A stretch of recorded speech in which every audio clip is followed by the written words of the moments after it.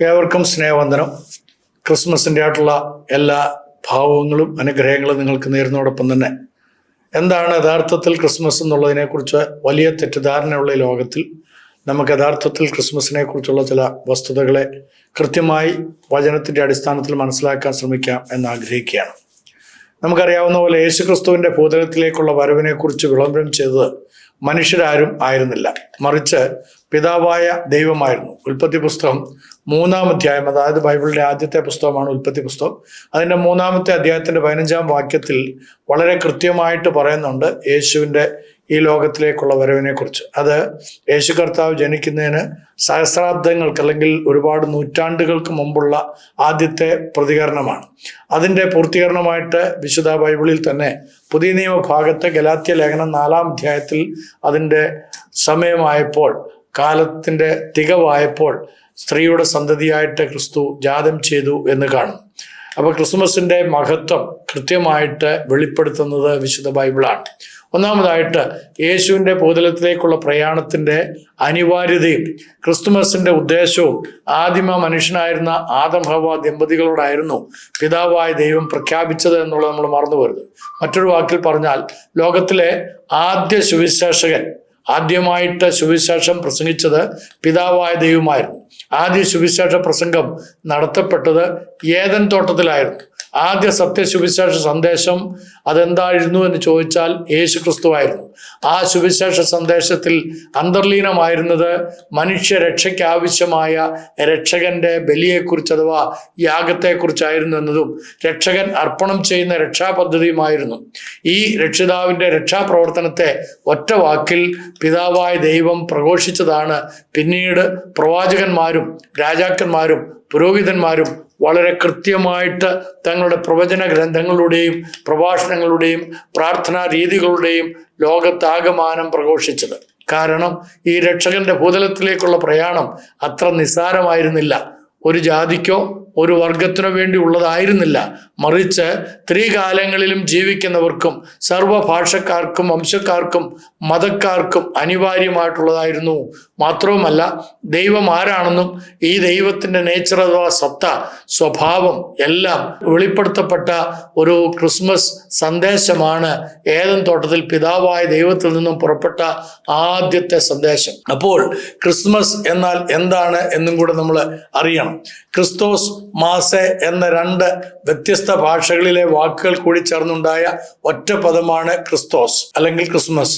ക്രിസ്തോസ് എന്ന ആ ഗ്രീക്ക് പദം, അതിൻ്റെ അർത്ഥം നമുക്കറിയാം, അഭിഷിക്തൻ അഥവാ പ്രത്യേകമായി നിയോഗിതൻ, മറ്റാർക്കും ചെയ്യുവാൻ കഴിയാത്ത പ്രവൃത്തി ചെയ്യുവാനായി നിയുക്തനായവൻ. മാസെ എന്നുള്ള ലാറ്റിൻ പദം ബലി എന്നർത്ഥം വരുന്നു. അപ്പോൾ ക്രിസ്മസ് എന്ന വാക്കിന്റെ അർത്ഥം അഭിഷിക്തന്റെ ബലി എന്നാണ് അർത്ഥം. ഈ ബലി കാൽവരി കുരിശിൽ പൂർത്തീകരിച്ചു എന്ന് തിരുവചനം കൃത്യമായി ചരിത്രത്തിന് നിഷേധിക്കുവാൻ സാധ്യമല്ലാത്ത വിധം രേഖപ്പെടുത്തിയിരിക്കുകയാണ്. ഈ ചരിത്ര പ്രഖ്യാപനം ആരംഭിച്ചത് ഏദൻ തോട്ടത്തിലാണെങ്കിലും ഇതിൻ്റെ ആരംഭം ദൈവസന്നിധിയിൽ തന്നെയായിരുന്നു. അതിനെക്കുറിച്ച് വിശുദ്ധ ബൈബിളിലെ അവസാന പുസ്തകമായ വെളിപാട് പുസ്തകം 13-ാം അധ്യായത്തിൻ്റെ 8-ാം വാക്യത്തിൽ പറയുന്നത് ലോക സ്ഥാപനം മുതൽക്ക് അറുക്കപ്പെട്ട ദൈവ കുഞ്ഞാട് എന്നാണ്. അഥവാ മനുഷ്യ സൃഷ്ടിക്ക് മുമ്പ് തന്നെ ക്രിസ്തുവിൻ്റെ ബലി അഥവാ ക്രിസ്തോസ് മാസെ, ക്രിസ്മസ് ആരംഭിച്ചു. അതിൻ്റെ ബാഹ്യമായ പ്രവൃത്തികളെക്കുറിച്ചാണ് വിശുദ്ധ ബൈബിളിലെ ഓരോ ഭാഗത്തും വിവിധ തരത്തിലുള്ള പ്രവചനങ്ങളായി നമുക്ക് കാണുവാൻ കഴിയുന്നത്. ആ പ്രവചനങ്ങളുടെ പൂർത്തീകരണമാണ് ബെത്ലഹേമിൽ ഒരു ശിശുവായി യേശു ക്രിസ്തു ജാതം ചെയ്തുകൊണ്ട് കാൽവരി കുരിശിലേക്ക് പ്രയാണം ചെയ്ത്. രണ്ടാമതായിട്ട് ക്രിസ്മസ് നമ്മെ പഠിപ്പിക്കുന്ന വലിയൊരു സത്യം, സൃഷ്ടികർമ്മം ചെയ്തവനായ ദൈവം തൻ്റെ സൃഷ്ടികളോടൊപ്പം വസിക്കുവാൻ കഴിയുന്നവനാണെന്നും ആ സൃഷ്ടിതാവിന് തൻ്റെ മക്കൾ നശിച്ചു പോകുന്നതിൽ വേദനയുണ്ടെന്നുമാണ്. വിശുദ്ധ യോഹന്നാന്റെ സുവിശേഷം 1-ാം അധ്യായത്തിന്റെ 11-ാം വാക്യത്തിൽ ദൈവവചനം പറയുന്നത് യേശു ക്രിസ്തു സ്വന്തത്തിലേക്ക് വന്നു. എന്തുകൊണ്ട് യേശു സ്വന്തത്തിലേക്ക് വരേണ്ടി വന്നു? അതിൻ്റെ മറുപടി തന്നെ വിശുദ്ധ ബൈബിളിലെ എബ്രായ ലേഖനം 2-ാം അധ്യായത്തിൻ്റെ 14-15 വാക്യങ്ങളിൽ വളരെ കൃത്യമായിട്ട് തരികയാണ്. അതായത് മക്കൾ ജഡരക്തങ്ങളോട് കൂടിയവനാകൊണ്ട് അവനും അവരെ പോലെ ജഡരക്തങ്ങളോട് കൂടിയവനായി മരണത്തിൻ്റെ അധികാരിയായ പിശാചിനെ തൻ്റെ മരണ മരണത്താൽ നീക്കി ജീവപര്യന്തം മരണഭീതിയിൽ അടിമകളായിരുന്നവരെയൊക്കെയും വിടുവിച്ചു. ദൈവ സൃഷ്ടിയായ മനുഷ്യന്റെ വില മൂല്യം തിരുവചനം പറയുന്നത് സർവ്വലോകത്തെക്കാളും വിലയേറിയതാണ്. എന്തുകൊണ്ടാണ് മറ്റു സൃഷ്ടികൾക്കില്ലാത്ത വില മനുഷ്യന് മാത്രമായിട്ട് ഉണ്ടായിരിക്കുന്നത്? അതിൻ്റെ കാരണം ദൈവം മനുഷ്യനെ സൃഷ്ടിച്ചത് തൻ്റെ സ്വരൂപത്തിലും സാദൃശ്യത്തിലുമാണ്. ദൈവത്തിൻ്റെ സ്വരൂപത്തിലും സാദൃശ്യത്തിലും മനുഷ്യനെ സൃഷ്ടിച്ചതുകൊണ്ട് അത്ര ശ്രേഷ്ഠമായി സൃഷ്ടിക്കപ്പെട്ട മനുഷ്യൻ ദൈവവാക്കിനെ അവിശ്വസിച്ചുകൊണ്ട് പിശാചിന്റെ വാക്കിനെ വിശ്വസിക്കുകയും ദൈവം പറഞ്ഞ കാര്യത്തെ ലംഘിച്ചുകൊണ്ട് ദൈവത്തിൽ നിന്നും പിശാചിലേക്ക് മാനസാന്തരപ്പെടുകയും ചെയ്തു. അതിനെയാണ് പാപം എന്ന് വിശുദ്ധ ബൈബിൾ രേഖപ്പെടുത്തിയിരിക്കുന്നത്. തൽഫലമായി മനുഷ്യനിൽ നിന്നും ദൈവത്തിന്റെ സ്വരൂപവും സാദൃശ്യവും നഷ്ടമായി. പാപത്തിന്റെ പരിണതഫലമായി മനുഷ്യനും ദൈവവും തമ്മിലുള്ള അകൽച്ചയുണ്ടായി. ആ സ്വരൂപവും സാദൃശ്യവും നഷ്ടമായതിനെയാണ് മരണം എന്ന് വിശുദ്ധ ബൈബിൾ വിളിക്കുന്നത്. വേർപാട് എന്നർത്ഥം വരുന്ന ദൈവത്തിൽ നിന്ന് മനുഷ്യൻ അകന്നുപോയി. ദൈവത്തിന്റെ സ്വരൂപവും സാദൃശ്യവും മനുഷ്യനിൽ ഉണ്ടായിരുന്നത് അവൻ അന്യമായി.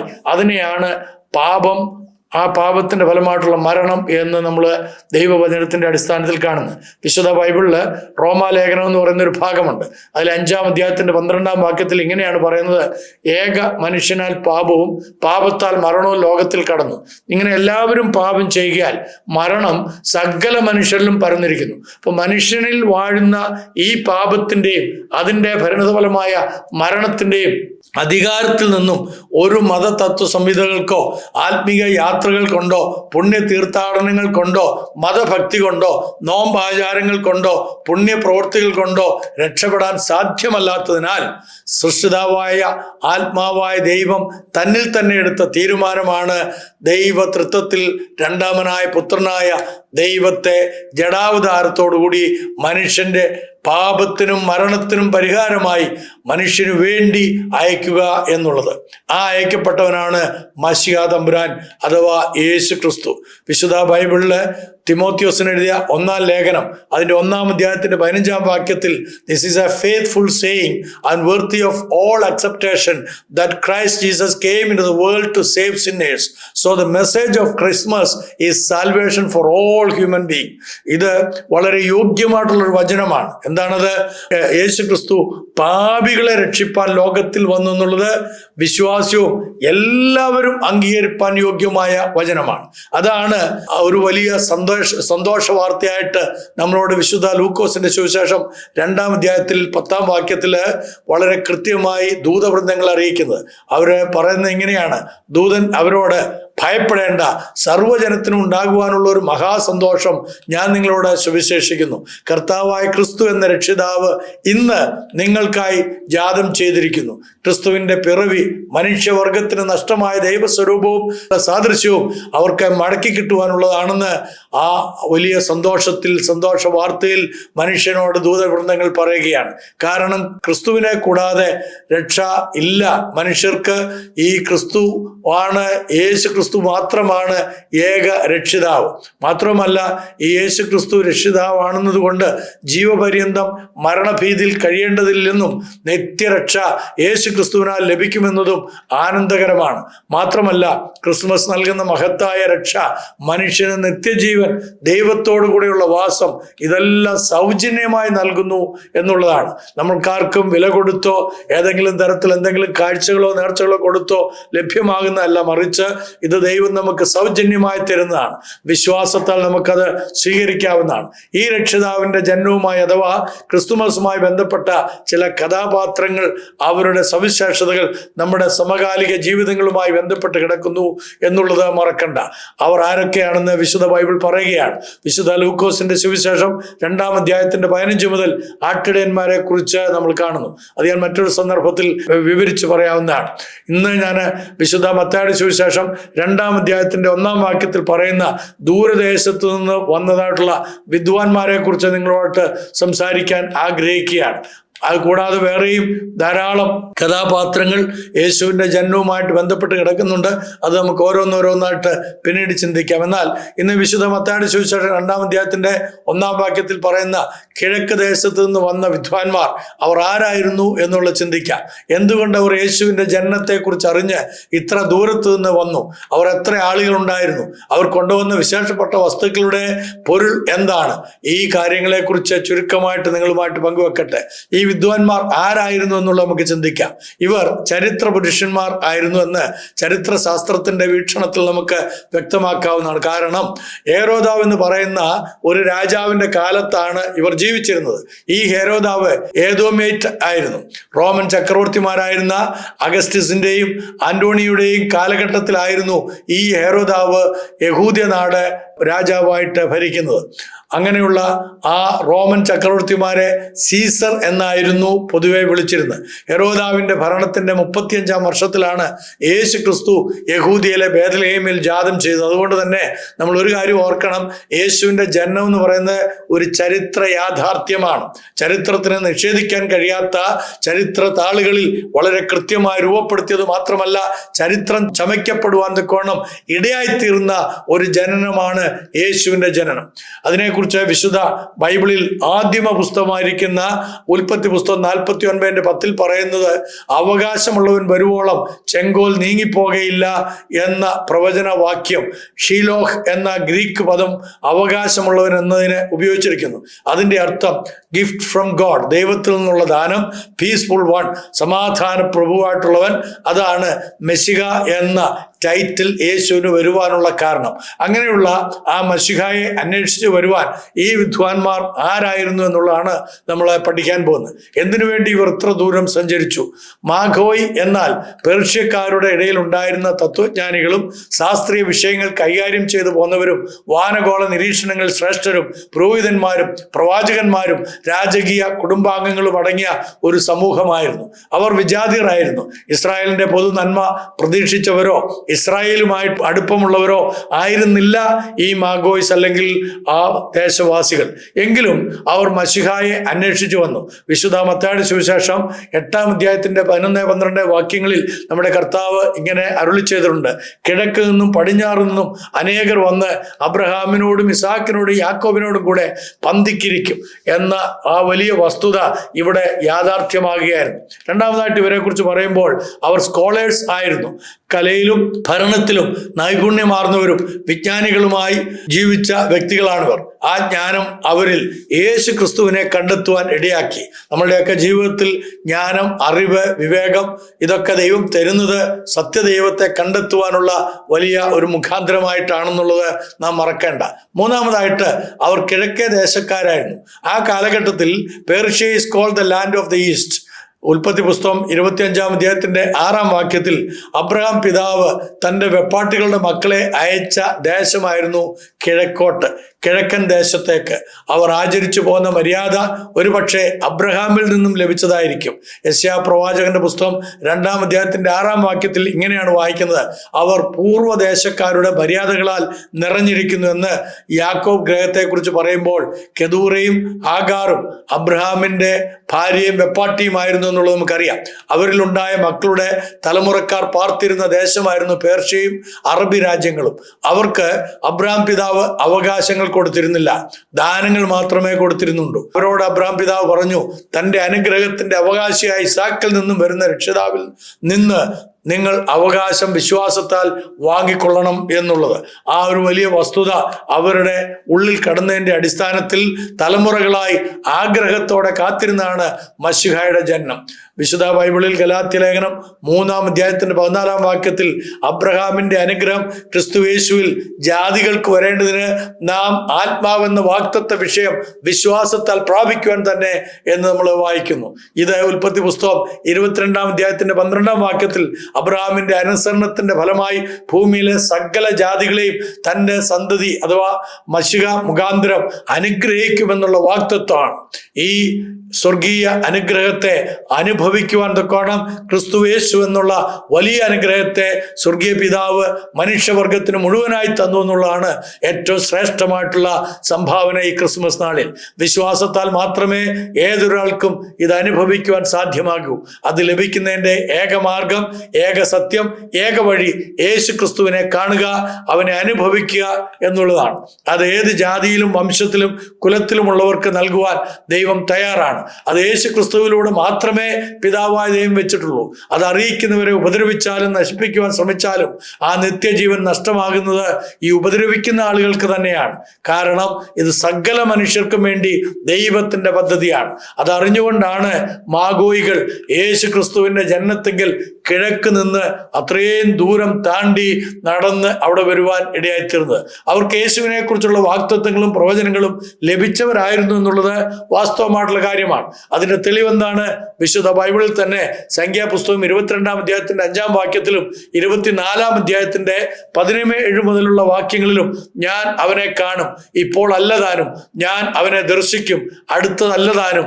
യാക്കോബിൽ നിന്ന് ഒരു ചെങ്കോൽ ഉയരും, അത് മോവാബിന്റെ പാർശ്വങ്ങളെല്ലാം തകർക്കും. യാക്കോബിൽ നിന്ന് ഒരു നക്ഷത്രം ഉദിക്കും, ഇസ്രായേലിൽ നിന്ന് ഒരു ചെങ്കോൽ ഉയരും.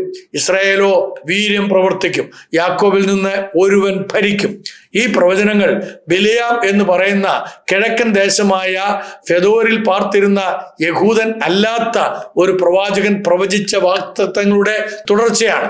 വീണ്ടും ഉൽപ്പത്തി പുസ്തകം 49-ാം അധ്യായത്തിന്റെ 10-ാം വാക്യത്തിൽ അവകാശമുള്ളവൻ വരുവോളം ചെങ്കോൽ യഹൂദയിൽ നിന്നും രാജദണ്ഡ് അവന്റെ കാലുകളുടെ ഇടയിൽ നിന്നും നീങ്ങിപ്പോകയില്ല എന്ന് നമ്മൾ വായിക്കുന്നു. അപ്പൊ ജനതകളുടെ അനുസരണം ദൈവത്തോട് യേശു ക്രിസ്തുവിനോട് ആകും.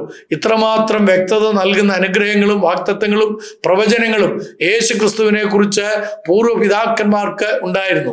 അതെല്ലാം വ്യക്തമായി അറിഞ്ഞവരായിരുന്നു ഈ മാഗോയ് അല്ലെങ്കിൽ വിദ്വാൻമാർ. അതുകൊണ്ടാണ് അവർ ഉദയനക്ഷത്രം കണ്ടപ്പോൾ യേശു ക്രിസ്തു എന്ന രാജാതിരാജൻ ജാതം ചെയ്തു എന്ന് മനസ്സിലാക്കിക്കൊണ്ട് യെരുശലേമിലേക്ക് എത്തിയത്. വിദ്വാൻമാർ തത്വജ്ഞാനികളിലും ശാസ്ത്രീയ വിഷയങ്ങളിലും ചികിത്സാ സമ്പ്രദായങ്ങളിലും നൈപുണ്യം ആർജിച്ചവരായിരുന്നു. കൂടാതെ സ്വപ്നവാഖ്യാനത്തിലുള്ള പ്രത്യേക കഴിവും അവർക്കുണ്ടായിരുന്നു.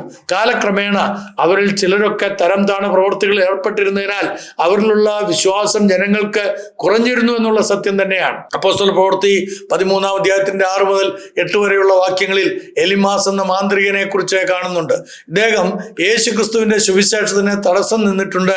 എന്നാൽ അവരിൽ ഭൂരിഭാഗവും ശുദ്ധഹൃദയവും നല്ലവരും സത്യാന്വേഷികളുമായിരുന്നു. മാത്രമല്ല പൗരാണിക കാലത്ത് അവർ വാനഗോള ശാസ്ത്രങ്ങളിൽ അല്ലെങ്കിൽ ആസ്ട്രോളജിയിൽ വിശ്വസിച്ചിരുന്നു എന്നുള്ളത് നമുക്ക് കാണാൻ സാധിക്കും. നക്ഷത്രങ്ങളെ നോക്കി ഭാവി കാര്യങ്ങൾ പറയുവാൻ അവർക്ക് സാധിക്കുമായിരുന്നു. കേരളത്തിൽ ഉണ്ടായിരുന്നവർക്കറിയാം, നമുക്ക് ഓരോരുത്തർക്കും അറിയാം, മുൻ നാളുകളിൽ നക്ഷത്രങ്ങളുടെ പേരിന്റെ അടിസ്ഥാനത്തിൽ രാജാക്കന്മാർക്കും തമ്പുരാട്ടിമാർക്കും ഒക്കെ പേരുകൾ ഇടുന്ന ഒരു രീതി ഉണ്ടായിരുന്നു. ഉദാഹരണമായിട്ട് ശ്രീ ചിത്തിര തിരുനാൾ, കാർത്തിക തമ്പുരാട്ടി, ആയില്യം തിരുനാൾ, ഇങ്ങനെ ധാരാളം പേരുകൾ നമുക്കറിയാം. ഉത്തര തിരുനാൾ മഹാരാജാവ് എന്നൊക്കെ ചില ആളുകളെ കുറിച്ചൊക്കെ, രാജാക്കന്മാരെ കുറിച്ചൊക്കെ നമ്മൾ വായിച്ചിട്ടുണ്ട് ചരിത്രത്തിൽ. അന്ന് അവർ വിശ്വസിച്ചിരുന്നത് പ്രത്യേകമായ നക്ഷത്രങ്ങൾ വിധാനങ്ങളിൽ വെളിപ്പെട്ടാൽ ദൈവത്തിന് മനുഷ്യരോടെന്തോ പ്രത്യേകമായി പറയുവാനായിട്ടുണ്ട് എന്നതാണ്. റോമൻ ചരിത്രകാരനായ ടെസിറ്റസ് തൻ്റെ ഹിസ്റ്ററി എന്ന ഗ്രന്ഥത്തിൽ BC 5-നും BC 2-നും ഇടയിൽ ഈജിപ്ഷ്യൻ മാസമായ മെസോറി മാസത്തിൽ ഒരു അസാധാരണ നക്ഷത്രം ഉദയം ചെയ്തുവെന്നും ആ നക്ഷത്രം ഒരു രാജാവിന്റെ ജനനത്തെ കുറിക്കുന്നതായിരുന്നുവെന്നും രേഖപ്പെടുത്തിയിരിക്കുന്നു. വിദ്വാൻമാർ ഏത് നക്ഷത്രമാണ് കണ്ടതെന്ന് നമുക്ക് അറിഞ്ഞുകൂടാ. എന്നാൽ ഈ മാഗോയികൾ വാനവിധാനങ്ങളെ സൂക്ഷ്മമായി പഠിക്കുന്നവരായിരുന്നതിനാൽ അവർ കണ്ട നക്ഷത്രം മശിഹായുടെ ജനനത്തെക്കുറിച്ച് അവരുടെ പൂർവ്വ പ്രവാചകനായ ബിലയാം പ്രവചിച്ച യാക്കോബിൽ നിന്ന് ഒരു നക്ഷത്രം ഉദിക്കുമെന്ന് വിശുദ്ധ ബൈബിളിൽ സംഖ്യാപുസ്തകം 24-ാം അധ്യായത്തിന്റെ 17-ാം വാക്യത്തിലെ വാഗ്ദത്ത പൂർത്തീകരണമായിരിക്കുന്നവർ എന്ന് അവർ വിശ്വസിച്ചിരുന്നു. അതെ, നമ്മുടെ കർത്താവായ യേശു ക്രിസ്തു വാസ്തവത്തിൽ പ്രവചന പൂർത്തീകരണമായ ഉദയനക്ഷത്രം തന്നെയാണ്. അവൻ രാജാക്കന്മാരുടെ രാജാവും ആധിപത്യം അവന്റെ തോളിൽ ഇരിക്കുമെന്ന പ്രവചനങ്ങളുടെ പൂർത്തീകരണവുമാണ്. ലൈഫ് ഓഫ് വെസ്പേഷ്യൻ എന്ന പുസ്തകത്തിൽ 4-ാം അധ്യായത്തിലെ 5-ാം ഖണ്ഡികയില് റോമൻ ചരിത്രകാരനായ സെറ്റോണിയസ് പറയുന്നത്, their had spread over all the Orient and old established belief that it was fated at that time for man coming from Judea to rule the world. പൗരസ്ത്യ നാടുകളിൽ രൂഢമൂലമായിരുന്ന പൗരാണിക വിശ്വാസമായിരുന്നു യഹൂദയിൽ നിന്നും ഒരുവൻ ലോകത്തെ ഭരിക്കാൻ വരുമെന്നത്. അതിന് ഉപോത്ബലകമായി ടെസിറ്റസും ഹിസ്റ്ററീസ് എന്ന തൻ്റെ ഗ്രന്ഥത്തിൽ 5:13 ഇങ്ങനെയാണ് പറയുന്നത്, there was a firm persuasion that at this very time East was to grow powerful and ruler coming from Judea were to acquire universal empire. ഈ കാലഘട്ടത്തിൽ യഹൂദയിൽ നിന്ന് വരുന്ന ചക്രവർത്തി മുഴുലോകത്തിൻ്റെയും അധികാരിയായി തീരുമെന്ന് പൗരസ്ത്യ ദേശത്ത് അതിശക്തമായി ശക്തിയാർജിക്കുമെന്നും പറഞ്ഞിരിക്കുകയാണ്. യഹൂദ ചരിത്രകാരനായ ജോസിഫസും വാർസ് ഓഫ് ജ്യൂസ് എന്ന പുസ്തകത്തിൽ അതിൻ്റെ 6-ാം അധ്യായത്തിൻ്റെ 54-ാം ഖണ്ഡികയിൽ പറയുന്നു, the Jewish had the belief that about that time one from their country should become governor of the habitable earth. വാസയോഗ്യമായ ഭൂമിക്ക് ഭരണാധിപനായി തങ്ങളിൽ നിന്നും ഒരുവൻ വരുമെന്ന് യഹൂദന്മാർ വിശ്വസിച്ചിരുന്നു. ഇങ്ങനെയുള്ള കാലത്തെക്കുറിച്ചാണ് കാലസമ്പൂർണത എന്ന് ഗലാത്യ ലേഖനത്തിന്റെ 4-ാം അധ്യായത്തിന്റെ 4-ാം വാക്യത്തിൽ നമ്മൾ വായിക്കുന്നത്. അത് തന്നെയാണ് ക്രിസ്തുയേശുവിന്റെ ജനനത്തിന്റെ നിസ്തുല്യതയും നമുക്ക് മനസ്സിലാക്കാൻ സാധിക്കുന്നത്. എല്ലാ റോഡും റോമിലേക്ക് എന്ന് നമ്മൾ വായിക്കുന്നുണ്ട് ചരിത്ര പുസ്തകങ്ങളിൽ. അതിനു മുമ്പ് തന്നെ ഗ്രീക്ക് ഫിലോസഫി ലോകത്തെമ്പാടും അത് സ്പ്രെഡ് ചെയ്യുവാൻ തക്കോണം ഇടയായിത്തീർന്നു. ആളുകളും രാജാക്കന്മാരും ഒരു മശിഹായുടെ ജനനം കാത്തിരിക്കുകയായിരുന്നു. അതിൻ്റെ പൂർത്തീകരണമാണ് യേശു ക്രിസ്തുവിൻ്റെ ജനനം. അതുകൊണ്ട് തന്നെ തൊട്ടിലിൽ കിടക്കുന്ന യേശുവിനെ കാണുവാൻ വിദ്വാൻമാർ വന്നത് സാധാരണമായോ നിസാരമായോ നാം കണ്ടുകൂടാ. അതൊരു പുരാതന കഥയല്ല, ഒരു സംഭവ്യമായ ഒരു സംഭവമായിരുന്നു. കാരണം മുഴുവൻ ലോകവും ഒരു രക്ഷിതാവിനായി കാത്തിരിക്കുകയായിരുന്നു. മനുഷ്യർ ദൈവത്തിനായി കാത്തിരിക്കുകയും മനുഷ്യ ഹൃദയങ്ങൾ ദൈവം ദർശനത്തിനായിട്ട് കൊതിക്കുകയും ചെയ്യുന്നുണ്ടായിരുന്നു. They had discovered that they could not build the golden age without God. അവർ യേശുവിനായി കാത്തിരുന്നു. അവർക്കറിയാമായിരുന്നു ദൈവത്തെ കൂടാതെ അവർക്കൊരു സുവർണ കാലഘട്ടത്തെ പടുത്തുയർത്താൻ കഴിയുകയില്ല എന്ന്. ആ കർത്താവ് വന്നപ്പോൾ ലോകത്തിന്റെ അറ്റം ആ കർത്താവിന്റെ അടുക്കിലേക്ക് വന്നു. വിദ്വാൻമാരിലൂടെ അതാണ് നമുക്ക് പഠിക്കുവാനായിട്ടുള്ളത്. It was the first sign and symbol of the world conquest of Christ. മുഴു ലോകത്തെയും താൻ നേടിയെന്നതിന്റെ ഒന്നാമത്തെ അടയാളവും മുറയുമായിരുന്നു യേശു ക്രിസ്തുവിലേക്ക് ഈ വിദ്വാൻമാർ വന്നത്. അവർ ചെറിയ ഒരു കൂട്ടമായിട്ടാണ് വന്നത്. എന്നാൽ നമ്മൾ കേട്ട് ശീലിച്ച ഒരു കാൽപ്പനിക കഥ, സാധാരണഗതിയിൽ നമ്മളൊക്കെ പറഞ്ഞു കേട്ടിട്ടുള്ളത് 3 രാജാക്കന്മാർ അല്ലെങ്കിൽ 3 വിദ്വാൻമാർ വന്നു എന്നാണ്. എന്നാൽ അങ്ങനെയല്ല അതിൻ്റെ വാസ്തവം. വിശുദ്ധ ബൈബിളിൽ മത്തായിയുടെ സുവിശേഷം 2-ാം അധ്യായത്തിൽ വിദ്വാൻമാരുടെ വരവിനെ കുറിച്ച് അറിഞ്ഞതായിട്ടുള്ള ഹെരോദാവ് അന്നത്തെ ഭരണാധിപനാണ്. അദ്ദേഹവും ഇസ്രായേൽ മുഴുവനായിട്ട് യെരുശലേമിലൊക്കെയും വലിയ ഭീതി ഉണ്ടായി എന്നാണ് വായിക്കുന്നത്. കേവലം 3 പേരായിരുന്നെങ്കിൽ ആ ഒരു ഭയത്തിന്റെ ആവശ്യം അവിടെ ഇല്ല. എന്നാൽ ഇത് 300, 300, 3000 ആളുകളല്ല അവിടെ വന്നത്. അവർ വലിയൊരു കൂട്ടം ജനതയായിരുന്നു. ഇതുവരെ ഞാൻ പറഞ്ഞതിൻ്റെ അടിസ്ഥാനത്തിൽ നിങ്ങൾക്ക് മനസ്സിലായി കാണും. കാരണം യേശു ക്രിസ്തുവിന് വേണ്ടി കാത്തിരുന്നത് 300, 30, 300, 3000 ഒന്നുമല്ല, മറിച്ച് ആ ഒരു വലിയ സമൂഹം മുഴുവനായിട്ട് യേശുവിൻ്റെ വരവിന് വേണ്ടി കാത്തിരുന്നു. യേശുവിൻ്റെ വരവിൻ്റെ അടയാളമായിട്ടുള്ള ആ ഉദയനക്ഷത്രം കണ്ടു കഴിഞ്ഞപ്പോൾ അവർക്ക് മനസ്സിലായി യേശു ജാതം ചെയ്തു. അതുകൊണ്ട് തങ്ങളുടെ പൂർവ്വപിതാവായിരിക്കുന്ന അബ്രഹാമിന്റെ വാഗ്ദത്തം തങ്ങൾക്കും കൂടെ അവകാശമായിട്ടുള്ളത് കൊണ്ട് അവർ എല്ലാവരും കൂട്ടമേ എഴുന്നേറ്റ് കൂട്ടമേ സഞ്ചരിച്ച് യേശുവിനെ കാണുവാനായിട്ട് വന്നു. അവർ വന്നത് യേശുവിനെ കാണുവാനായിട്ടാണ് ഒന്നാമതായിട്ട്. രണ്ടാമതായിട്ട് യേശുവിൻ്റെ ദൈവത്വത്തെ അറിയുവാനായിട്ടാണ്. യേശു ക്രിസ്തു വാസ്തവത്തിൽ ദൈവമായിട്ട് ഉള്ളവനാണോ, അവൻ മനുഷ്യനായി പിറന്ന ദൈവമാണോ എന്നറിയാനായിട്ട് വന്നവനാണ്. മൂന്നാമതായിട്ട് യേശുവിനെ ആരാധിക്കുവാനായിട്ടാണ് അവർ വന്നത്. നാലാമതായിട്ട് തങ്ങളുടെ രക്ഷിതാവെങ്കിൽ ഏറ്റവും വിശേഷമായത് കൊടുക്കുവാനായിട്ട് അവർ വന്നു. അവർ പൊന്ന് രാജാക്കന്മാർക്കുള്ള കാഴ്ച അത് യേശുവിന് സമർപ്പിച്ചു. മൂര് പ്രവാചകന്മാർക്കുള്ള കാഴ്ച വസ്തുവാണ്, അത് അവർ കർത്താവിന് കാഴ്ചയായിട്ട് അർപ്പിച്ചു. മൂന്നാമതായിട്ട് പുരോഹിതന്മാർക്കുള്ള കുന്തിരുക്കം, അതും കർത്താവിന്റെ പാദപീഠത്തിൽ അവർ സമർപ്പിച്ചു. അപ്പൊ യഹൂദന്മാരുടെ പാരമ്പര്യ പഠിപ്പിക്കൽ അനുസരിച്ച് ആരിലാണോ രാജകീയത്വവും പ്രവാചകത്വവും പൗരോഹിത്യവും അന്തർലീനമായിരിക്കുന്നത് അവനാണ് യഥാർത്ഥ മശിഹ. ഇത് അബ്രഹാമിന്റെ സന്തതികളിൽ പെട്ടവർ വാഗ്ദത്ത സന്തതിയായ യഥാർത്ഥ അവകാശിയായ എല്ലാവർക്കും സ്വർഗരാജ്യത്തിന്റെ അവകാശം നൽകുവാൻ കഴിവുള്ള മശിഹ വന്നു. അവൻ സ്വന്തത്തിലേക്ക് വന്നു. അവനെ സ്വീകരിച്ച് അവനിൽ വിശ്വസിക്കുന്ന ഏവർക്കും ദൈവമക്കളാകുവാനുള്ള അധികാരത്തോടുകൂടെ അവൻ ഈ ലോകത്തിലേക്ക് വന്നു. നഷ്ടപ്പെട്ടു പോയ ദൈവസ്വരൂപവും സാദൃശ്യവും മനുഷ്യനെ തിരികെ ലഭിക്കുവാൻ മാത്രവുമല്ല, അതിന്റെ ഫലമായിട്ടുള്ള നിത്യജീവന്റെ അവകാശികളാക്കി മനുഷ്യനെ തീർക്കുവാൻ അവൻ ഈ ലോകത്തിലേക്ക് വന്നു. എൻ്റെ അടുക്കിലേക്ക്, നിങ്ങളുടെ ഓരോരുത്തരുടെയും അടുക്കിലേക്ക് അവൻ വന്നിരിക്കുകയാണ്.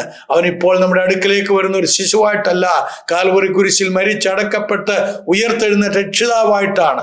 ആ രക്ഷിതാവിനെ നിങ്ങളുടെ ഉള്ളത്തിൽ കൈക്കൊള്ളുമ്പോൾ നിങ്ങൾക്കുണ്ടാകുന്ന ജീവിതത്തിന്റെ മാറ്റം, നിങ്ങൾക്കുണ്ടാകുന്ന സ്വർഗീയമായിട്ടുള്ള അനുഭവം, നിങ്ങൾക്കുണ്ടാകുന്ന നിത്യജീവൻ അത് അനുഭവിക്കുവാൻ ഇടയായിത്തീരും. ഒരു കാര്യം കൂടെ പറഞ്ഞിട്ട് അവസാനിപ്പിക്കട്ടെ. 1000 പ്രാവശ്യം യേശുക്രിസ്തു ബെത്ലഹേമിൽ ജനിച്ചാലും നിങ്ങളുടെ ഹൃദയത്തിൽ ഒരിക്കലായിട്ട് ജനിക്കുന്നില്ലെങ്കിൽ യേശുക്രിസ്തുവിന്റെ ജാതം കൊണ്ടാടുന്നത് കൊണ്ടോ, ക്രിസ്തുമസ് ആഘോഷിക്കുന്നത് കൊണ്ടോ, ക്രിസ്മസിന്റെ പേരിൽ പേക്കൂത്തുകൾ നടത്തുന്നതുകൊണ്ടോ യാതൊരു പ്രയോജനവുമില്ല. അതുകൊണ്ട് ഈ ക്രിസ്മസ് നിങ്ങളുടെ ജീവിതത്തിൽ വാസ്തവത്തിൽ ക്രിസ്തു ജാതം ചെയ്യുന്ന ഒരു ദിനമായി തീരട്ടെ. ഇത് നിങ്ങൾക്ക് പ്രയോജനപ്പെട്ടെങ്കിൽ, ഇതുവരെ നിങ്ങൾ സബ്സ്ക്രൈബ് ചെയ്യാത്തവരാണെങ്കിൽ ഒന്ന് സബ്സ്ക്രൈബ് ചെയ്യുകയും നിങ്ങളതൊന്ന് ഫോർവേഡ് ചെയ്ത് നിങ്ങളുടെ ചർച്ചകളിലേക്കും മറ്റു ഗ്രൂപ്പുകളിലേക്കും നിങ്ങളുടെ ഫ്രണ്ട്സിനും ഒക്കെ അയച്ചു കൊടുക്കുകയും നിങ്ങളുടെ കമൻസുകൾ, സംശയങ്ങളുണ്ടെങ്കിൽ സംശയങ്ങളടക്കം ഇതിൻ്റെ താഴെ എഴുതുകയും ചെയ്യണമേ എന്ന് അഭ്യർത്ഥിച്ചുകൊണ്ട് നിങ്ങളുടെ സ്വന്തം തേക്കടിലച്ചൻ.